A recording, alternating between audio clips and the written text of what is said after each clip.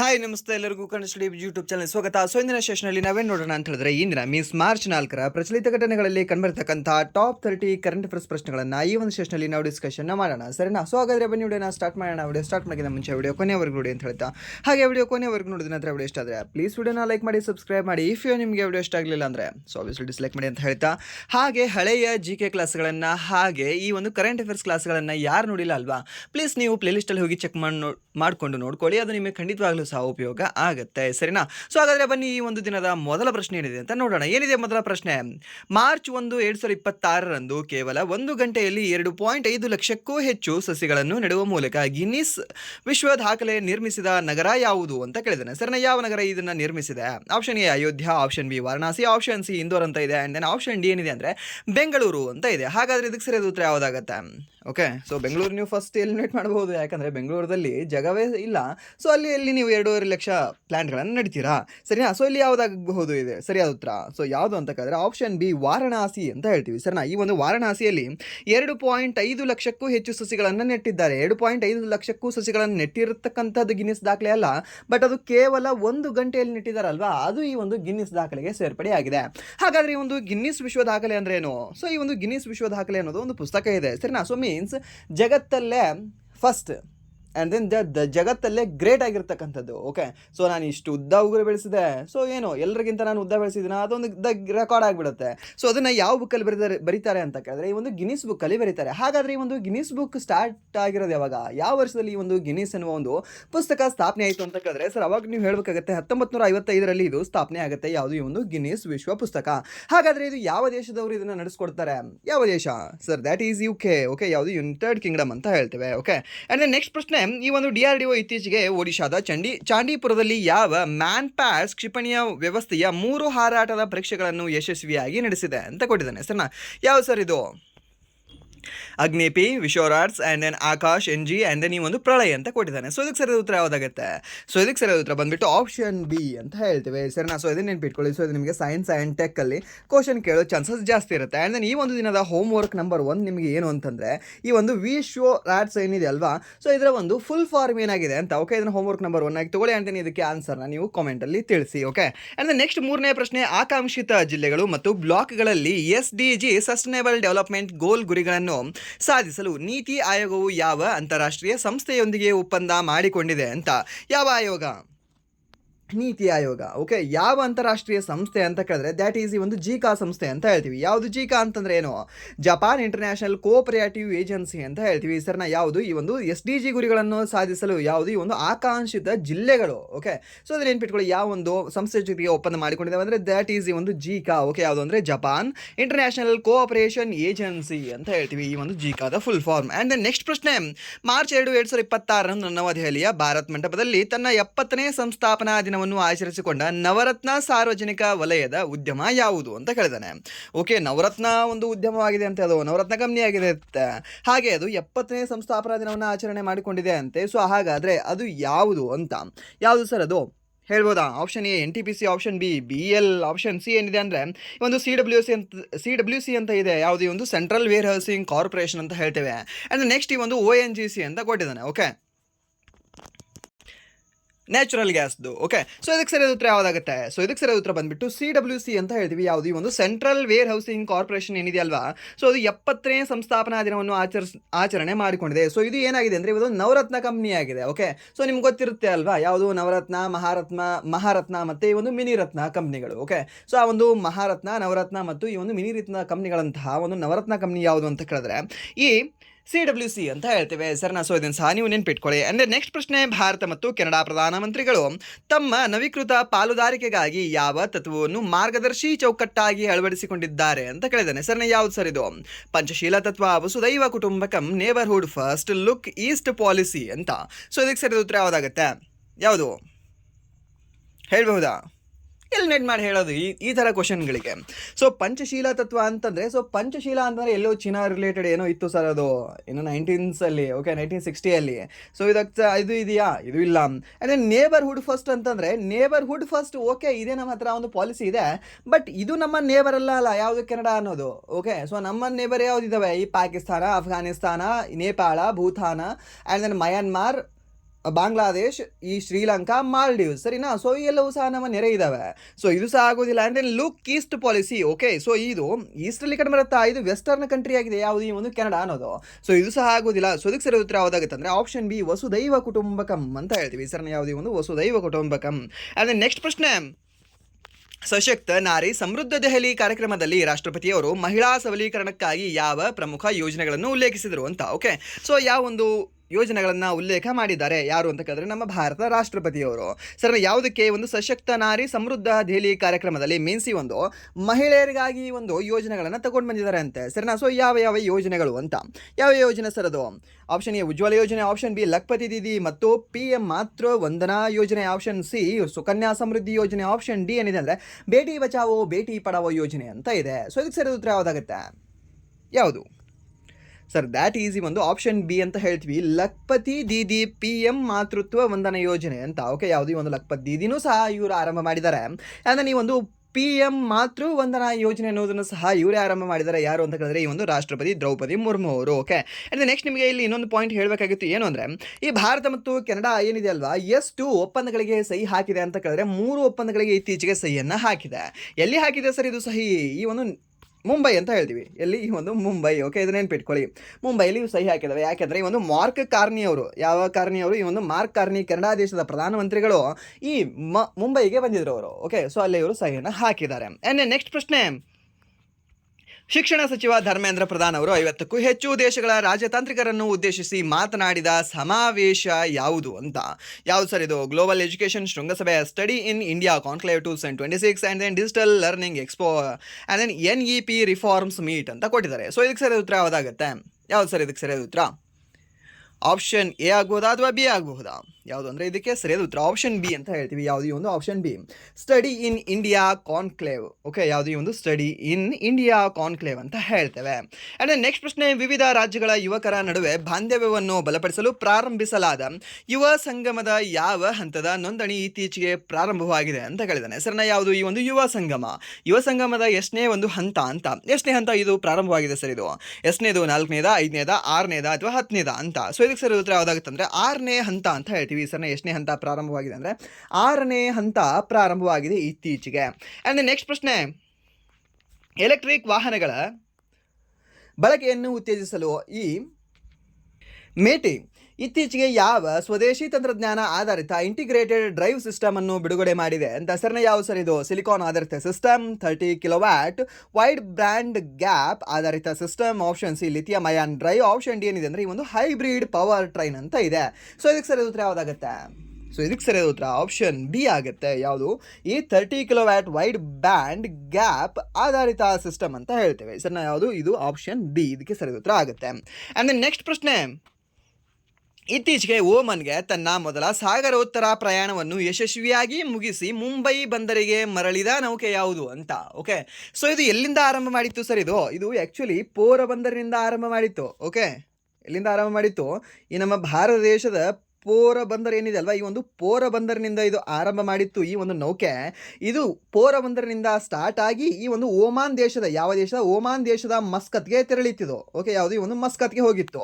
So ಮಸ್ಕತ್ತಿಂದ return ಪೋರಬಂದರಿಗೆ ಬಂದಿದೆಯಾ? So ಬಂದಿಲ್ಲ. ಎಲ್ಲಿಗೆ ಬಂದಿದೆ ಅಂದರೆ ಈ ಒಂದು ಮುಂಬೈಗೆ ಬಂದಿದೆ ಇದು ಒಂದು. ಯಾವುದು? ಈ ಒಂದು ನೌಕೆ. ಹಾಗಾದರೆ ಆ ಒಂದು ನೌಕೆಯ ಹೆಸರೇನು ಅಂತ? ಸೊ ಇದನ್ನು ನಾವು ಕರೆಂಟ್ ಅಫೇರ್ಸಲ್ಲಿ ನೋಡಿಲ್ವಾ ಆಲ್ರೆಡಿ? ಯಾವ ನೌಕೆ ಸರ್ ಅದು? ಹೇಳಿ ನೋಡುವ.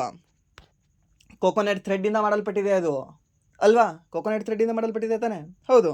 ಸೊ ಯಾವುದು ಅಂತ ಕೇಳಿದ್ರೆ ಆಪ್ಷನ್ ಬಿ ಅಂತ ಹೇಳ್ತೀವಿ. ಯಾವುದು? ಈ ಒಂದು INSV ಕೌಂಡಿನ್ಯ ಅಂತ ಹೇಳ್ತೀವಿ. ಸರ್ ಯಾವುದು? ಈ ಒಂದು INSV ಕೌಂಡಿನ್ಯ ಅನ್ನೋದು ಈ ಒಂದು ಓಮನ್ಗೆ ತನ್ನ ಸಾಗರೋತ್ತರ ಪ್ರಯಾಣವನ್ನು ಯಶಸ್ವಿಯಾಗಿ ಮುಗಿಸಿ ರಿಟರ್ನ್ ನಮ್ಮ ಭಾರತದ ಮುಂಬೈಗೆ ಬಂದು ತಲುಪಿದೆ. ಓಕೆ, ಸೊ ಎಲ್ಲಿಂದ ಆರಂಭ ಮಾಡಿತ್ತು ಅಂತ ಕೇಳಿದ್ರೆ ಅವಾಗ ನೀವು ಹೇಳಬೇಕಾಗಿತ್ತು ಪೋರಬಂದರಿನಿಂದ ಆರಂಭ ಮಾಡಿ ಈ ಒಂದು ಮಸ್ಕತ್ಗೆ ತೆರಳಿತ್ತು. ಮಸ್ಕತ್ತಿಂದ ರಿಟರ್ನ್ ಎಲ್ಲಿಗೆ ಬಂದಿದೆ? ಈ ಒಂದು ಮುಂಬೈಗೆ ಬಂದಿದೆ ಅಂತ ನೀವು ಹೇಳಬೇಕಾಗತ್ತೆ. ಓಕೆ, ಆ್ಯಂಡ್ ದೆನ್ ಇದನ್ನು ರೆಡಿ ಮಾಡಿರ್ತಕ್ಕಂಥವ್ರು ಯಾರು ಅಂತ ಕೇಳಿದ್ರೆ ಗೋವಾ ಶಿಪ್ ಯಾರ್ಡ್ ಅಂತ ಹೇಳ್ತೀವಿ. ಸರ್ ಯಾವುದು? ಒಂದು ಗೋವಾ ಶಿಪ್ ಯಾರ್ಡ್ ಅವರು ಈ INSV ಕೌಂಡಿನ್ಯವನ್ನು ರೆಡಿ ಮಾಡಿದ್ದಾರೆ. ಓಕೆ, ಇದನ್ನ ತಯಾರು ಮಾಡಿರ್ತಕ್ಕಂತಹ ಒಂದು ಸಂಸ್ಥೆ ಯಾವುದು ಅಂತ ಹೇಳಿದ್ರೆ ಒಂದು ಗೋವಾ ಶಿಪ್ ಯಾರ್ಡ್ ಅಂತ ಹೇಳ್ತೀವಿ. ವಿಶಾಖಪಟ್ಟಣಂ ಶಿಪ್ ಯಾರ್ಡ್ ಅಲ್ಲ, ಬದಲಾಗಿ ಗೋವಾ ಶಿಪ್ ಯಾರ್ಡ್ ನೆನ್ಪಿಟ್ಕೊಳ್ಳಿ. ಓಕೆ, ಆ್ಯಂಡ್ ದೆನ್ ನೆಕ್ಸ್ಟ್ ಪ್ರಶ್ನೆ, ಈ ಒಂದು ಹೊಸ ಔಷಧಗಳ ಅನುಮೋದನೆ ಪ್ರಕ್ರಿಯೆಯನ್ನು ವೇಗಗೊಳಿಸಲು ತಕ್ಷಣವೇ NOC ನೀಡಲು ನಿರ್ಧರಿಸಿದ ಸಂಸ್ಥೆ ಯಾವುದು ಅಂತ ಕೇಳಿದ್ದಾನೆ. ಸರ್ ಯಾವ ಸಂಸ್ಥೆ ಆಗಿದೆ ಸರ್ ಅದು? ಈ ಒಂದು NOCಯನ್ನು ನೀಡಲು ನಿರ್ಧರಿಸಿರ್ತಕ್ಕಂಥ ಸಂಸ್ಥೆ ICMR, CDS, CO and then AIIMS and then ಈ ಒಂದು ಫಾರ್ಮಾ ಕೌನ್ಸಿಲ್ ಅಂತ ಕೊಟ್ಟಿದ್ದಾರೆ. ಸೊ ಇದಕ್ಕೆ ಸರಿ ಉತ್ತರ ಯಾವುದಾಗುತ್ತೆ sir? That is option B, CDS CO ಅಂತ ಹೇಳ್ತೀವಿ. CDS CO ಫುಲ್ ಫಾರ್ಮ್ ಏನಾಗಿದೆ? Central drugs standard control organisation ಅಂತ ಆಗಿದೆ. ಯಾವುದು ಈ ಒಂದು CDS CO ನ ಒಂದು ಫುಲ್ ಫಾರ್ಮ್ ಯಾವುದು? ಈ ಒಂದು central drugs standard control organisation ಅಂತ ಹೇಳ್ತೇವೆ. ಓಕೆ, ಸೊ ಇದು ಹೊಸ ಔಷಧಿಗಳಿಗೆ ಅನುಮೋದನೆಯನ್ನು ನೀಡಲು ಈ ಒಂದು ಆ ಒಂದು ಪ್ರಕ್ರಿಯೆಯನ್ನು ವೇಗಗೊಳಿಸಲು ಈ ಒಂದು NOCಯನ್ನು ನೀಡಲು ನಿರ್ಧಾರ ಮಾಡಿರ್ತಕ್ಕಂಥ ಸಂಸ್ಥೆ ಇದು. ಯಾವುದೇ ಒಂದು central drugs standard control organisation. Okay, so full ಫಾರ್ಮ್ನ ಸಹ ನೀವು ನೆಗೋಷಿಯೇಟ್ ಮಾಡೋ ಹಾಗಿಲ್ಲ, ಇದನ್ನು ನೆನ್ಪಿಟ್ಕೊಳ್ಬೇಕು ನೀವು. ಫುಲ್ ಫಾರ್ಮ್ ಮೇ ಬಿ ನಿಮಗೆ ಇದನ್ನು ಕೇಳದೇ ಇರ್ಬೋದು, ಜಸ್ಟ್ ಫುಲ್ ಫಾರ್ಮ್ ಕೇಳ್ಬೋದಲ್ಲ. CDS CO ಅಂತಂದರೆ ಏನು ಗುರು ಅಂತ ಹೇಗೆ ನಿಮಗೆ ಕೇಳ್ಬೋದು. ಅವಾಗ ನೀವು ಹೇಳಬೇಕಾಗುತ್ತೆ ಏನು sir, central drugs standard control organisation ಆಗಿದೆ ಸರ್ ಅಂತ ನೀವು ಹೇಳಬೇಕಾಗುತ್ತೆ ಸಿಂಪಲ್ ಆಗಿ. ಅಂದರೆ ನೆಕ್ಸ್ಟ್ ಪ್ರಶ್ನೆ, 5000 ಮೀಟರ್ ಎತ್ತರದಲ್ಲಿ ಕಾರ್ಯನಿರ್ವಹಿಸಬಲ್ಲ ವಿಶ್ವದ ಏಕೈಕ ಅಟ್ಯಾಕ್ ಹೆಲಿಕಾಪ್ಟರ್ ಪ್ರಚಂಡ ಲೈಟ್ ಕಾಂಬ್ಯಾಕ್ಟ್ ಹೆಲಿಕಾಪ್ಟರ್ ಅಂತ ಹೇಳ್ತೀವಿ. LCH ಫುಲ್ ಫಾರ್ಮ್ ಕೇಳ್ಬೋದು ನಿಮಗೆ. ಸೊ ಆ ಒಂದು ಪ್ರಚಂಡದಲ್ಲಿ ರಾಷ್ಟ್ರಪತಿಯವರು ಇತ್ತೀಚೆಗೆ ಎಲ್ಲಿ ಹಾರಾಟ ನಡೆಸಿದರು ಅಂತ? ಎಲ್ಲಿ ಸರ್? ಲಡಾಖಲ್ಲಿ, ಜೈಸಲ್ಮೇರದಲ್ಲಿ, ಸಿಯಾಚನಲ್ಲಿ ಮತ್ತು ಪುಣೆಯಲ್ಲಿ ಅಂತ ಕೊಟ್ಟಿದ್ದಾನೆ. ಎಲ್ಲಿ ಸರ್ ಇದು? ವಾಯು ಪ್ರಹಾರ ನಡೀತಲ್ವಾ? ಯಾವ ಒಂದು ರಾಜ್ಯದಲ್ಲಿ ಎಲ್ಲಿ ನಡೆದಿದೆ ಇದು? ಸೊ ಇದು ನಡೆದಿರೋದು ಈ ಒಂದು ರಾಜಸ್ಥಾನದಲ್ಲಿ. ಸೊ ಮೀನ್ಸ್ ರಾಜಸ್ಥಾನದ ಈ ಒಂದು ಜೈಸಲ್ಮೇರ್ ಅಂತ ಹೇಳ್ತೀವಿ. ಆ ಒಂದು ಜೈಸಲ್ಮೇರದಲ್ಲಿ ಒಂದು LCH ಪ್ರಚಂಡದಲ್ಲಿ ಹಾರಾಟ ನಡೆಸಿರ್ತಕ್ಕಂಥ ರಾಷ್ಟ್ರಪತಿಯಾಗಿದ್ದಾರೆ ಯಾರು ಅಂತ ಕೇಳಿದ್ರೆ ರಾಷ್ಟ್ರಪತಿಯಾಗಿರ್ತಕ್ಕಂತಹ ದ್ರೌಪದಿ ಮುರ್ಮು ಅವರು. ಓಕೆ, ಇದನ್ನು ನೆನ್ಪಿಟ್ಕೊಳ್ಳಿ. ಆ್ಯಂಡ್ ದೆನ್ ಇದು ಏನಾಗಿದೆ, ಇದರ ವಿಶೇಷ ಏನು? ವಿಶ್ವದ ಏಕೈಕ ಅಟ್ಯಾಕ್ ಹೆಲಿಕಾಪ್ಟರ್ ಇದು, ಸರಿನಾ? ಸೊ ವಿಶ್ವದ ಏಕೈಕ ಅಟ್ಯಾಕ್ ಹೆಲಿಕಾಪ್ಟರ್ ಆಗಿದೆ ಇದು. ನೆನ್ಪಿಟ್ಕೊಳ್ಳಿ. ಸೈನ್ಸ್ ಆ್ಯಂಡ್ ಟೆಕ್ಕಲ್ಲಿ ನಿಮಗೆ ಕ್ವಶನ್ ಕೇಳ್ತಾನೆ ಇದನ್ನು. ಅಂದರೆ ನೆಕ್ಸ್ಟ್ ಪ್ರಶ್ನೆ, ಪಶ್ಚಿಮ ಅಸ್ಸಾಂನಲ್ಲಿ ಇತ್ತೀಚೆಗೆ ಪತ್ತೆಯಾದ ಕಣ್ಣಿಲ್ಲದ ರಕ್ತದ ಬಣ್ಣದ ಭೂಗತ ಮೀನಿನ ಹೊಸ ತಳಿ ಯಾವುದು ಅಂತ ಕೇಳಿದಾನೆ. ಯಾವ ಸರ್ ಇದು? ಕಣ್ಣಿಲ್ಲ ಅಂತ ಅದಕ್ಕೆ ಪಾಪ ಯಾವುದದು? ಯಾವುದು ಅಂದರೆ ಸರ್ ದ್ಯಾಟ್ ಈಸ್ ಈ ಒಂದು ಗಿಡ್ಚಾಕ್ ನಕ್ನಾ ಅಂತ ಹೇಳ್ತೀವಿ. ಯಾವುದು? ಈ ಒಂದು ಆಪ್ಷನ್ ಬಿ, ಗಿಡ್ಚಾಕ್ ನಕ್ನಾ ಅನ್ನೋದು ಈ ಒಂದು ಕಣ್ಣಿಲ್ಲದ ರಕ್ತದ ಬಣ್ಣದ ಮೀನಿನ ಹೊಸ ತಳಿಯಾಗಿದೆ. ಯಾವುದು? ಈ ಒಂದು ಗಿಡ್ಚಾಕ್ ನಕ್ನಾ ಅನ್ನೋದು. ಅಂದರೆ ನೆಕ್ಸ್ಟ್ ಪ್ರಶ್ನೆ, ಹವಾಮಾನ ಬದಲಾವಣೆಯಿಂದಾಗಿ ಈ ಶತಮಾನದ ಅಂತ್ಯದ ವೇಳೆಗೆ ಪಶ್ಚಿಮ ಘಟ್ಟಗಳ ಸಣ್ಣ ಪ್ರದೇಶಗಳಿಗೆ ಸೀಮಿತವಾಗಬಹುದು ಎಂದು ಎಚ್ಚರಿಸಲಾದ ಪಕ್ಷಿ ಪ್ರಭೇದ ಯಾವುದು ಅಂತ? ಸಣ್ಣ ಪ್ರದೇಶಗಳಿಗೆ ಸೀಮಿತವಾಗ್ತದೆ ಅಂತೆ. ಓಕೆ, ಸೊ ಯಾವುದು ಆ ಒಂದು ಪಕ್ಷಿ ಪ್ರಭೇದ? ಯಾವುದದು ಸರ್ ಅದು? ಯಾವುದು ಅಂದರೆ ಸರ್ ದ್ಯಾಟ್ ಈಸ್ ಈ ಒಂದು ನೀಲಗಿರಿ ವುಡ್ ಪೀಸನ್ ಅಂತ ಹೇಳ್ತೀವಿ ಸರ್. ಯಾವುದೇ ಒಂದು ನೀಲಗಿರಿ ವುಡ್ ಪೀಸನ್. ಸೊ ಒಂದು ರೀತಿ ಹೇಳೋದಾದರೆ ಇದು ಕಲರಲ್ಲಿ ನನಗೆ ಗೊತ್ತಿಲ್ಲ ಆ್ಯಕ್ಚುಲಿ, ಒಂದು ರೀತಿ ಏನಂತ ಹೇಳ್ತೀವಿ, ಆ ಪರ್ಪಲಲ್ಲಿ ಸ್ವಲ್ಪ ಆ ರೀತಿ ಕಲರ್ ಬರುತ್ತೆ ಇದು. ಓಕೆ, ಸೊ ಮೀನ್ಸ್ ಅದರಲ್ಲಿ ಸಬ್ ಕಲರ್ಗಳು ಏನೇನು ಇದ್ದಾವೆ ನೀಲಿಯಲ್ಲಿ, ಅದು ಕಲರ್ ಬರುತ್ತೆ ನೋಡಿ. ಯಾಕಂದರೆ ಕೇಳ್ಬೋದು ನಿಮಗೆ ನೀಲಗಿರಿ ವುಡ್ ಪೀಸನ್ ಯಾವ ಕಲರಲ್ಲಿದೆ ಅಂತ. ಓಕೆ, ಸೊ ನೀವು ಹೇಳಬೇಕಾಗುತ್ತೆ. ಅಂದರೆ ನೆಕ್ಸ್ಟ್ ಪ್ರಶ್ನೆ, ಸಮಯದ ಅಮೂರ್ತ ಪರಿಕಲ್ಪನೆಗಳಾದ ಗಡಿಯಾರ ಅಥವಾ ಕ್ಯಾಲೆಂಡರ್ಗಳಿಲ್ಲದೆ ವಾಸಿಸುವ ಅಮೊಂಡೋವಾ ಬುಡಕಟ್ಟು ಯಾವ ದೇಶಕ್ಕೆ ಸೇರಿದೆ ಅಂತ? ಓಕೆ, ಸೊ ಮೀನ್ಸ್ ಈ ಒಂದು ಕ್ಯಾಲೆಂಡರ್ ಗಡಿಯಾರ ಅವ್ರಿಗೆ ಏನು ಚಿಂತನೆ ಇಲ್ಲ ಅಂತೆ, ಖುಷಿಯಾಗಿದ್ದಾರೆ ಅವರು. ಹಾಗಾದರೆ ಆ ಒಂದು ಖುಷಿಯಾಗಿರ್ತಕ್ಕಂಥವ್ರ ಹೆಸರು ಏನು ಅಂತ ಕೇಳಿದ್ರೆ ಈ ಒಂದು ಅಮಾಂಡೋವಾ. ಯಾವ ದೇಶದಲ್ಲಿ ಕಂಡು ಬರ್ತಾರೆ ಸರ್ ಈ ಒಂದು ಅಮಾಂಡೋವಾ ಅಂತ? ಸೊ ಯಾವ ದೇಶದಲ್ಲಿ ಕಂಡು ಬರ್ತಾರೆ? ಯಾವ ದೇಶ ಅಂದರೆ ಸರ್ ದ್ಯಾಟ್ ಈಸ್ ಈ ಒಂದು ಬ್ರೆಜಿಲಲ್ಲಿ ಕಂಡು ಬರ್ತಾರೆ. ಯಾರು? ಈ ಒಂದು ಅಮಾಂಡೋವಾ ಈ ಟ್ರೈಬ್ ಏನಿದೆ ಅಲ್ವಾ, ಅದು ಕಂಡು ಬರೋದು ಈ ಒಂದು ಬ್ರೆಜಿಲಲ್ಲಿ ಕಂಡು ಬರುತ್ತೆ. ಸಾರಿ, ಕ್ಯಾಲೆಂಡರ್ ಬೇಕಾಗಿಲ್ಲ, ಟೈಮ್ ಬೇಕಾಗಿಲ್ಲ, ವಾಚ್ ಬೇಕಾಗಿಲ್ಲ. ಓಕೆ, ಕಾಲಮಾನವನ್ನೇ ಕ್ಯಾಲೆಂಡರ್ ಮಾಡಿಕೊಂಡು ಹವಾಮಾನವನ್ನೇ ಗಡಿಯಾರ ಮಾಡಿಕೊಂಡು ಅವರು ಜೀವಿಸ್ತಾ ಇದ್ದಾರೆ. ಓಕೆ, ಯಾರು ಅಂತ ಕೇಳಿದ್ರೆ ಈ ಒಂದು ಅಮಾಂಡೋವಾ ಜನರು. ಓಕೆ, ಅವ್ರು ಎಲ್ಲಿ ಕಂಡು ಬರ್ತಾರೆ ಅಂದರೆ ಈ ಒಂದು ಅಮೆಜಾನ್ ವಲಯದಲ್ಲಿ, ಈ ಒಂದು ಬ್ರೆಜಿಲಲ್ಲಿ ಅವರು ಕಂಡು ಬರ್ತಾರೆ. ಓಕೆ, ಆ್ಯಂಡ್ ದೆನ್ ನೆಕ್ಸ್ಟ್ ನಿಮಗೆ ಇದು ಈ ಕ್ವಶನ್ ಸ್ಟೇಟ್ ಅವ್ರು ಏನು ಓದ್ತಾ ಇರ್ತೀರಲ್ವಾ, ಇದನ್ನು ಸ್ವಲ್ಪ ಫೋಕಸ್ ಮಾಡ್ಕೊಂಡು ಇಟ್ಕೊಳ್ಳಿ. ಯಾಕೆಂದರೆ ನೀಲಗಿರಿ ಅಂತ ಬಂತು ಅಂದರೆ ಸೊ ನಮ್ಮ ಕರ್ನಾಟಕಕ್ಕೆ ರಿಲೇಟೆಡ್ ಆಗಿರುತ್ತೆ. ಆ್ಯಂಡ್ ದೆನ್ ವೆಸ್ಟರ್ನ್ ಘಾಟ್ಸ್ ಅಂದರೆ ನಮ್ಮ ಕರ್ನಾಟಕಕ್ಕೆ ರಿಲೇಟೆಡ್ ಆಗಿರುತ್ತೆ. ಸೊ ಆ ಕಾರಣದಿಂದಾಗಿ ನಿಮಗೆ EVS ಓಕೆ, EVS ಚಾಪ್ಟ್ರಲ್ಲಿ ನಿಮಗೆ EVS ಒಂದು ಟಾಪಿಕಲ್ಲಿ ನಿಮಗೆ ಈ ರೀತಿಯ ಪ್ರಶ್ನೆಗಳನ್ನು ತೊಗೊಂಡು ಬರೋ ಚಾನ್ಸಸ್ ಜಾಸ್ತಿ ಇರುತ್ತೆ. ಓಕೆ, ಸೊ ಇದನ್ನು ಸ್ವಲ್ಪ ನೋಡ್ಕೊಳ್ಳಿ. ಆ್ಯಂಡ್ ದೆನ್ ನೆಕ್ಸ್ಟ್ ಪ್ರಶ್ನೆ, ರಣಜಿ ಟ್ರೋಫಿ 2026 ಫೈನಲಲ್ಲಿ ಕರ್ನಾಟಕವನ್ನು ಸೋಲಿಸಿ ತನ್ನ ಮೊದಲ ಚೊಚ್ಚಲ ರಣಜಿ ಪ್ರಶಸ್ತಿಯನ್ನು ಗೆದ್ದು ಇತಿಹಾಸ ನಿರ್ಮಿಸಿದ ತಂಡ ಯಾವುದು ಅಂತ? ಸರಿನಾ? ಸೊ ಇದು ಸೆಮಿಫೈನಲ್ಗೆ ವೆಸ್ಟ್ ಬೆಂಗಾಲ್ ತಂಡವನ್ನು ಸೋಲಿಸಿ ಬಂತು. ಆ್ಯಂಡ್ ನೆಕ್ಸ್ಟ್ ಫೈನಲಲ್ಲಿ ಯಾರನ್ನ ಹೊಡಿತು ಸರ್? ಯಾರನ್ನ ಹೊಡೆದಿದೆ ಅಂತ ಕೇಳಿದ್ರೆ ನಮ್ಮ ಕರ್ನಾಟಕವನ್ನು ಹೊಡೆದು. ಇದು 66 ವರ್ಷಗಳ ಇತಿಹಾಸದಲ್ಲಿ 66 ವರ್ಷಗಳ ಇತಿಹಾಸ ಸರ್. ನಿನ್ನೆ ನೋಡಿದ್ರೆ 934 ಅಂತ ಹೇಳಿದ್ರಿ. ಸೊ 1934 ಅಂದರೆ 91 ವರ್ಷ ಆಗಲ್ವಾ? ಆ ಒಂದು ಜಮ್ಮು ಕಾಶ್ಮೀರ ತಂಡ ರಣಜಿಯಲ್ಲಿ ಜಾಯ್ನ್ ಆಗಿರೋದ್ರಿಂದ. ಓಕೆ, ಸೊ ಅಲ್ಲಿಂದ ಹೇಳಬೇಕಲ್ವಾ ನಾವು ಯಾವಾಗ ಜಾಯ್ನ್ ಆಗಿದ್ದೀವಿ, ಅಲ್ಲಿಂದ ನಾನು ಸ್ಟಾರ್ಟ್ ಮಾಡಿದೆ ಅಂತ. ಓಕೆ, ಸೊ ಆ ಒಂದು 66 ವರ್ಷಗಳ ಇತಿಹಾಸದಲ್ಲಿ ಮೊದಲ ಬಾರಿಗೆ ಇದು ಗೆದ್ದಿದೆ. ಅಂದರೆ ನೆಕ್ಸ್ಟ್ ಈ ಒಂದು ರಣಜಿ ಟ್ರೋಫಿ ಸ್ಟಾರ್ಟ್ ಆದಾಗಿಂದ ಇಲ್ಲಿವರೆಗೂ ಸಹ ಅದು ಫಸ್ಟ್ ಟೈಮೇ ಗೆದ್ದಿದೆ ಅಂತ ನೀವು ಹೇಳಬಹುದು. ಓಕೆ, ಇದನ್ನು ನೆನ್ಪಿಟ್ಕೊಳ್ಳಿ.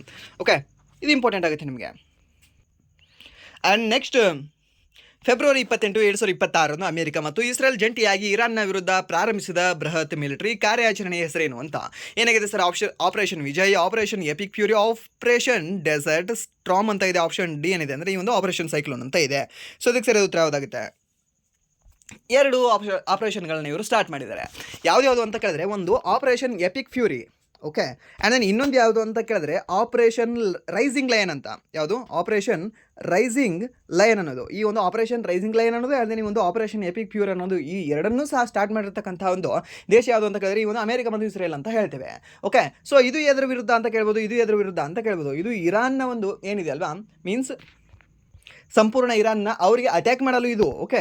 ಬಟ್ ಆ ಒಂದು ಜಸ್ಟ್ ನ್ಯೂಕ್ಲಿಯರ್ ಪ್ಲಾಂಟ್ಗಳೇನಿದೆ ಅಲ್ವಾ, ಈ ಒಂದು ನ್ಯೂಕ್ಲಿಯರ್ ಬಾಂಬ್ಗಳನ್ನು ತಯಾರು ಮಾಡಬೇಕಂಥದ್ದು, ಒಟ್ಟಿನಲ್ಲಿ ಆ ಒಂದು ನ್ಯೂಕ್ಲಿಯರ್ ರಿಲೇಟೆಡ್ ಅದಕ್ಕೆ ಶಮನ ಮಾಡಬೇಕಂತಹ ಈ ಒಂದು ಆಪರೇಷನ್ ಯಾವುದು ಅಂತ ಕೇಳಿದ್ರೆ ಒಂದು ಆಪರೇಷನ್ ರೈಸಿಂಗ್ ಲೈನ್ ಅಂತ ಹೇಳ್ತೀವಿ, ಓಕೆ. ಆ್ಯಂಡ್ ದೆನ್ ರಿಟರ್ನ್ ಈ ಒಂದು ಇರಾನ್ದವ್ರು ಏನೂ ಕೊಟ್ಟಿಲ್ವಾ ಸರ್ ಇವರಿಗೆ? ಸೊ ಅವರು ಒಂದು ಸ್ಟಾರ್ಟ್ ಮಾಡಿದ್ದಾರೆ. ಯಾವುದು ಅಂತ ಕೇಳಿದ್ರೆ ಆಪರೇಷನ್ ಟ್ರೂ ಪ್ರಾಮಿಸ್ ಅಂತ. ಯಾವುದು? ಆಪರೇಷನ್ ಟ್ರೂ ಪ್ರಾಮಿಸ್ ಥರ್ಡ್ ಅನ್ನೋದು ಅವರು ಸ್ಟಾರ್ಟ್ ಮಾಡಿರ್ತಕ್ಕಂತಹ ಒಂದು ಆಪರೇಷನ್ ಆಗಿದೆ, ಓಕೆ. ಸೊ ಇದ್ರ ಮೇಲೆ ಒಂದು 10-12 ನಿಮಿಷದ್ದು ಒಂದು ಕ್ಲಾಸ್ ತರ್ತೇನೆ ನಿಮಗೆ, ಓಕೆ. ಅಲ್ಲಿ ಸಂಪೂರ್ಣವಾಗಿ ಅವರ ಹಿಸ್ಟ್ರಿ, ಕತೆ, ಕವನ ಏನೇನಿತ್ತಲ್ವಾ, ಸೊ ಅವರೆಲ್ಲರೂ ಸಹ ಸ್ವಲ್ಪ ನೋಡ್ಕೊಳ್ಳೋಣ.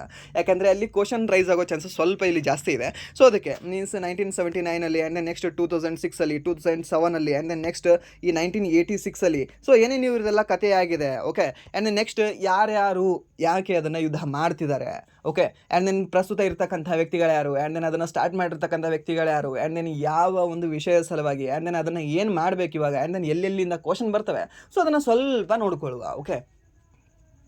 ಇನ್ನು ಹೇಗೋ ಅದು ಯುದ್ಧ ಇದ್ದೇ ಇರುತ್ತೆ. ಸೊ ಇನ್ನು 10 days ಅಲ್ಲಿ ಒಂದು ಕ್ಲಾಸ್ನ ನೋಡ್ಕೊಳ್ಳುವ, ಓಕೆ.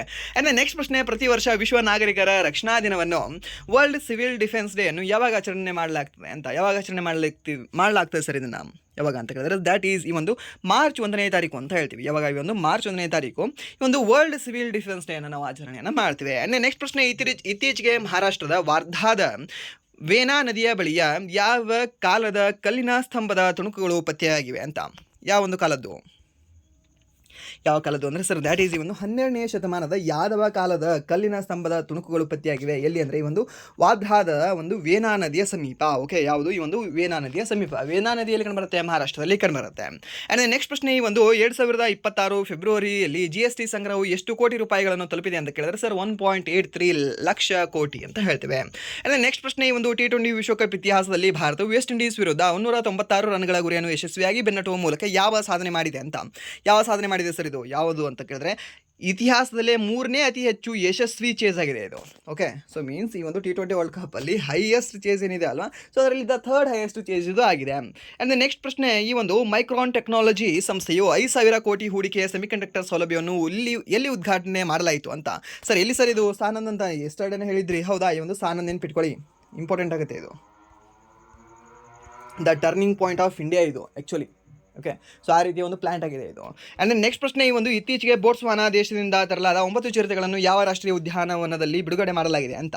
ಯಾವ ಒಂದು ರಾಷ್ಟ್ರೀಯ ಉದ್ಯಾನವನ ಸರ್ ಅದು? ಯಾವುದು ಅಂತ ಕೇಳಿದ್ರೆ ಈ ಒಂದು ಕುನೋ ರಾಷ್ಟ್ರೀಯ ಉದ್ಯಾನವನ ಅಂತ ಹೇಳ್ತೇವೆ. ಆ್ಯಂಡ್ ದೆನ್ ನೆಕ್ಸ್ಟ್, ಈ ಒಂದು ಭಾರತದ ಪ್ರಮುಖ, ಓಕೆ, ಇದು ಎಲ್ಲಿ ಕಂಡುಬರುತ್ತೆ? ಕುನೋ ಮಧ್ಯಪ್ರದೇಶದಲ್ಲಿ ಕಂಡುಬರುತ್ತೆ, ಜಿಮ್ ಕಾರ್ಬೆಟಲ್ಲಿ ಕಂಡುಬರುತ್ತೆ, ಉತ್ತರಾಖಂಡದಲ್ಲಿ ಕಂಡುಬರುತ್ತೆ, ಕಾಜಿರಂಗಲ್ಲಿ ಕಂಡುಬರುತ್ತೆ, ಅಸ್ಸಾಮಲ್ಲಿ ಕಂಡುಬರುತ್ತೆ. ಆ್ಯಂಡ್ ದೆನ್ ನೆಕ್ಸ್ಟ್ ಈ ಬಂಡೀಪುರಲ್ಲಿ ಕಂಡುಬರುತ್ತೆ ಸರ್, ನಮ್ಮ ಇದರಲ್ಲಿ ಕರ್ನಾಟಕದಲ್ಲಿ ಕಂಡುಬರುತ್ತೆ. ಆ್ಯಂಡ್ ನೆಕ್ಸ್ಟ್ ಪ್ರಶ್ನೆ, ಭಾರತ ಪ್ರಮುಖ ಅನಿಲ ಕಂಪನಿಗಳಾದ ಗೇಲ್ ಇಂಡಿಯಾ ಲಿಮಿಟೆಡ್ನ ನೂತನ ಅಧ್ಯಕ್ಷ ಮತ್ತು ವ್ಯವಸ್ಥಾಪಕ ನಿರ್ದೇಶಕರಾಗಿ ಅಧಿಕಾರ ವಹಿಸಿಕೊಂಡಿರ್ತಕ್ಕಂಥ ವ್ಯಕ್ತಿ ಯಾರು ಅಂತ? ಸರ್ ಯಾರು ಅಂದರೆ ಈ ಒಂದು ದೀಪಕ್ ಗುಪ್ತಾ ಅವರು ಅಂತ ಹೇಳ್ತೀವಿ. ಯಾವುದು? ಈ ಒಂದು ದೀಪಕ್ ಗುಪ್ತಾ ಅವರು. ಆ್ಯಂಡ್ ನೆಕ್ಸ್ಟ್ ಪ್ರಶ್ನೆ, ಒಡಿಶಾದಲ್ಲಿ ನಿರ್ಮಾಣವಾಗುತ್ತಿರುವ 301 ಕಿಲೋಮೀಟರ್ ಉದ್ದದ ಯಾವ ರೈಲು ಮಾರ್ಗದಲ್ಲಿ ಭಾರತ 2ನೇ ಅತಿ ಉದ್ದದ ವಯಾಡಕ್ಟ್ ನಿರ್ಮಿಸಲಾಗಿದೆ ಅಂತ ಕೊಡಿದ್ದಾನೆ ಸರ್ನಾ? ಸೊ ಯಾವುದಂದರೆ ಸರ್ ಈ ಒಂದು ಖುರ್ದಾ ಟು ಬಲಂಗಿ ರೈಲು ಮಾರ್ಗದಲ್ಲಿ ಇದು ನಿರ್ಮಿಸಲಾಗಿದೆ. ಆ್ಯಂಡ್ ನೆಕ್ಸ್ಟ್ ಪ್ರಶ್ನೆ, 2031 ವೇಳೆಗೆ ವರ್ಷಕ್ಕೆ 1,000 ಪೇಟೆಂಟ್ ಫೈಲಿಂಗ್ ಗುರಿಯೊಂದಿಗೆ ವಿಜ್ಞಾನ, ತಂತ್ರಜ್ಞಾನ ಮತ್ತು ನಾವೀನ್ಯತೆ ನೀತಿ 2026ರಿಂದ 31 ಅನ್ನು ಪ್ರಾರಂಭಿಸಿದ ರಾಜ್ಯ ಯಾವುದು ಅಂತ? ಯಾವ ರಾಜ್ಯ ಸರ್ ಇದು?